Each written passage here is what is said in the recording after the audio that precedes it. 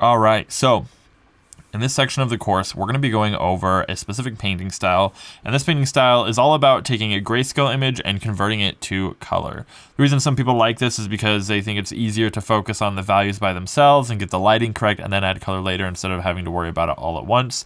And so it's just a different way to paint. You can get some cool effects. There's a handful of really popular artists that paint this way, and it's also kind of hinders back to more traditional art styles. If you're ever painted in oil, where you do sort of like your block in with like a sepia tone first, and then you start painting on top of that, it can be sort of similar in some regards to that. So let's go ahead and jump in. So we have our background. I'm actually going to start by turning our background a little darker than white, not all the way to mid-gray or anything like that, but just a little bit darker, off-white about. Then we're going to make a new layer here. The brush I'm using to start out with is going to be this sketching brush that comes with the Evident concept art brush pack. And I did turn up the max size just a little bit, just so I can get a little better control on what I'm looking for here.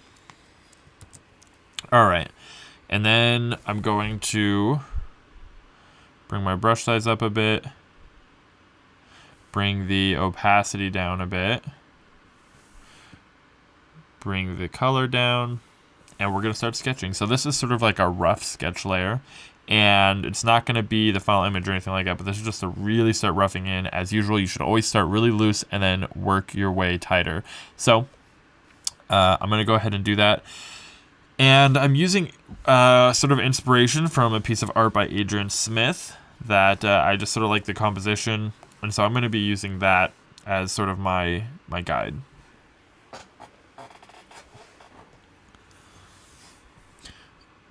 All right, and I'm going to paint with a sort of a reddish brown color.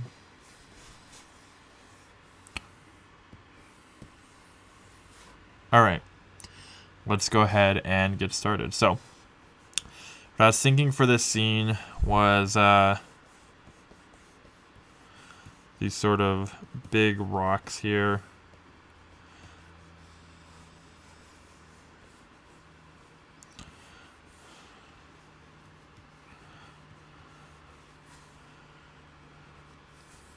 And then on top of the rocks, I was going to have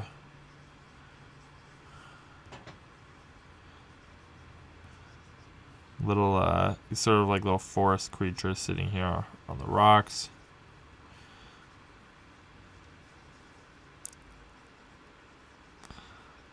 A little squirrel, just keeping it really loose.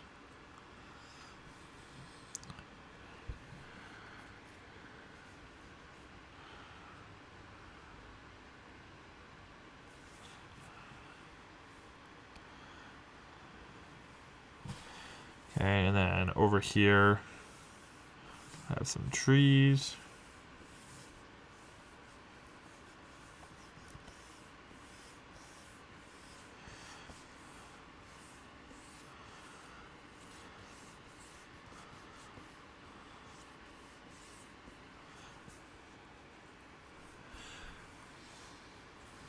And then in the middle, what I was thinking was going to be a dragon that's sort of coiled up here in the woods, looking down at these creatures. I really want this image to tell a story, so maybe, you know, maybe this dragon is commanding these little creatures, or maybe he just barely stumbled upon them and has never seen them before. But I want to create a little bit of a story through the art here. And a good way to do that is to have multiple characters or figures in a scene.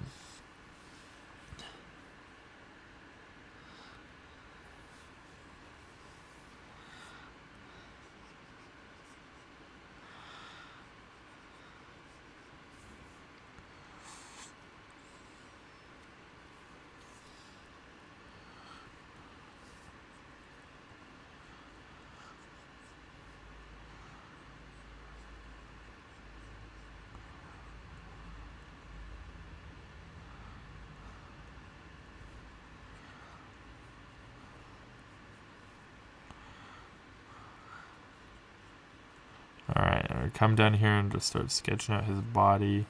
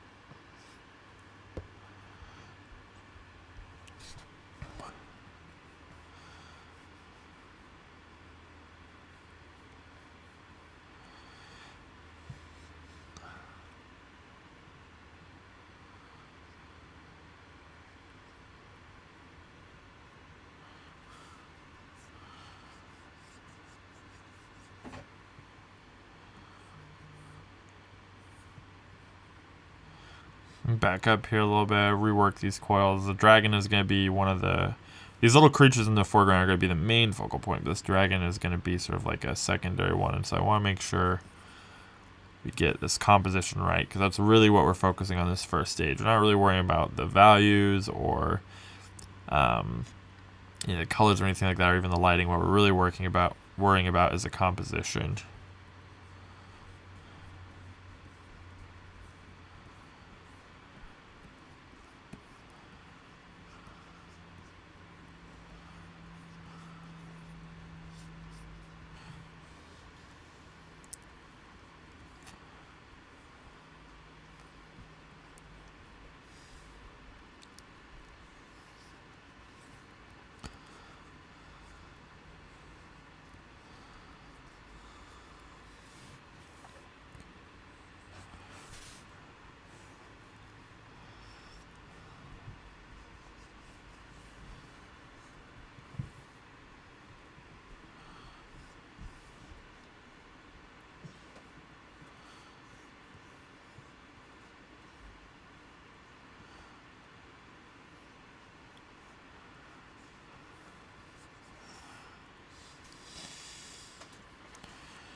All right, and then gonna go ahead and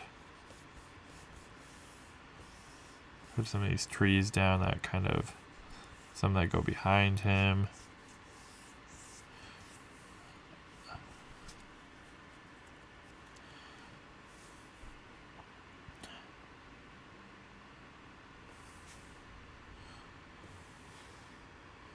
And you know what? I'm going to just bring this a little wider on either side. Not too wide.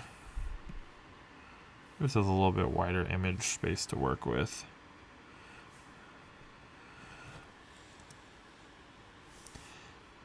And then I'll fill that in on either side.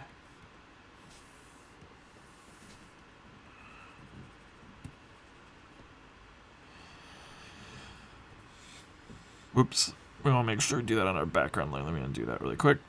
There we go.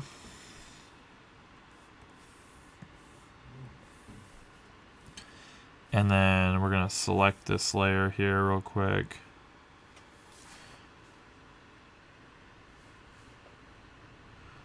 Oh, we didn't even select them all. Let's just use our selection tool here.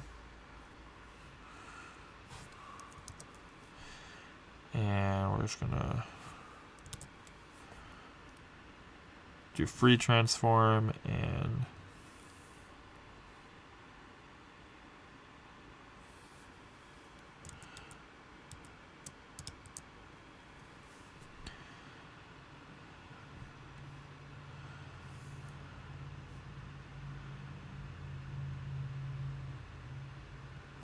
there we go. That's what we want. Distort. We can widen out the scene a little bit.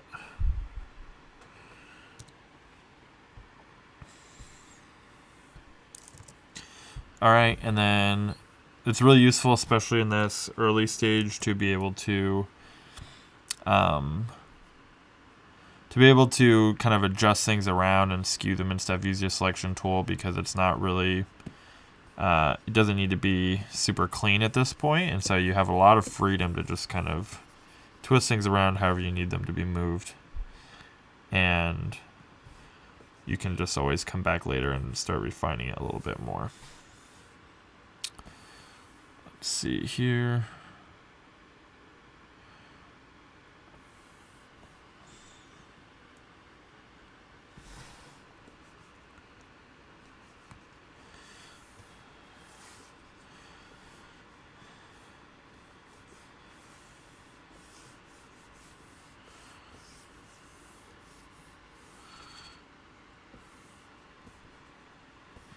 I might have maybe some little birds here on some of the branches or something.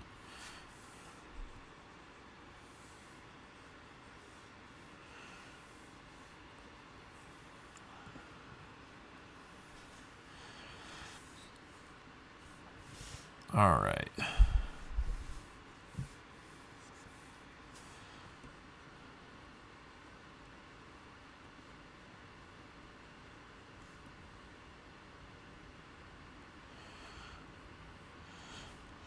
And then I want his back to be sort of flat. So we're going to do that sort of now. We're going to try and suggest that because I'll make it a lot easier later.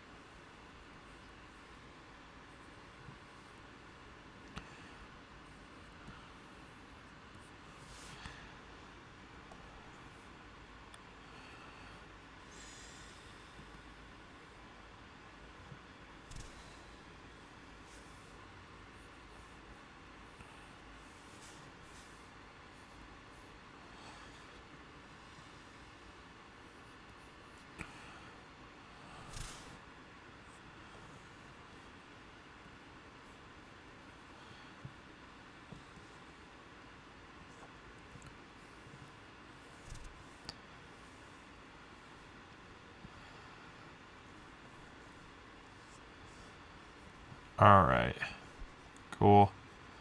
Really like that there. I'm trying to decide if we want his tail to come out at any point, or I think it kind of looks cool. It's just like this big, massive, like writhing coils. But let's go ahead. I'm gonna grab my lasso tool. I think that this coil here needs to be down because I want it to really stick out above the, like I want the head to be the main focal point, and I feel like that's kind of taking away from that composition up there. So we're just gonna move this down and put it down here, and then just go ahead and grab my eraser and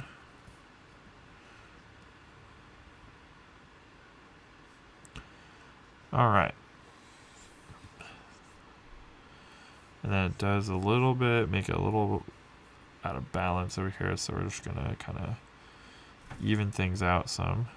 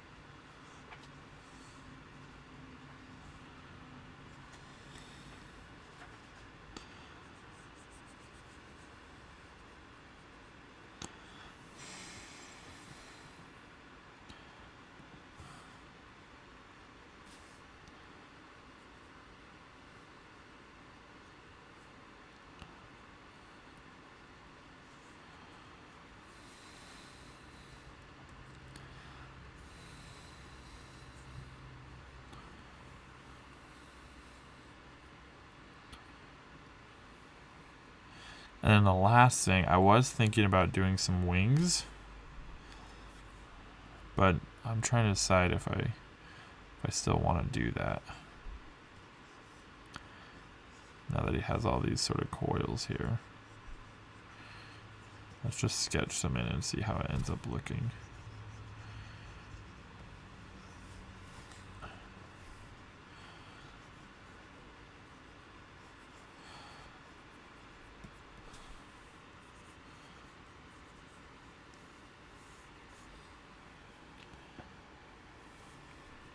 It definitely makes him look more ominous and imposing.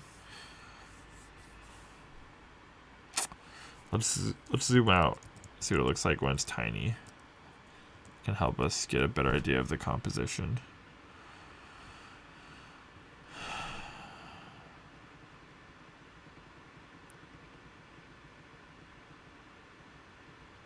Well, one, it's a little bit off-centered, and for this composition I do want it to be centered. So let's do that first.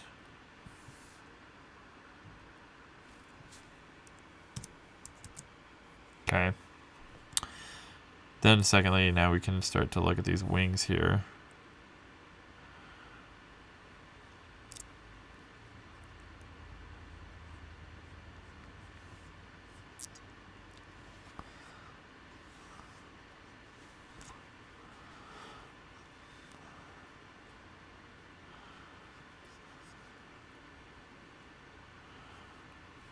How about this? We're going to do this on a separate layer, then we can turn it on and off. And I'll get Jason's opinion here. We'll get a second opinion. It's never a bad idea if you're kind of feeling stuck to ask someone for advice, but also just keep in mind you're the artist, you get to make the final decision.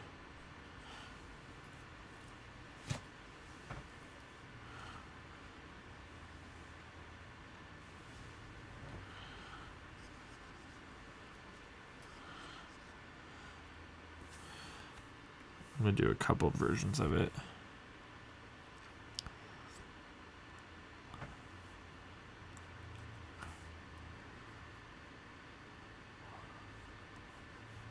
All right, Jason, we need your feedback here.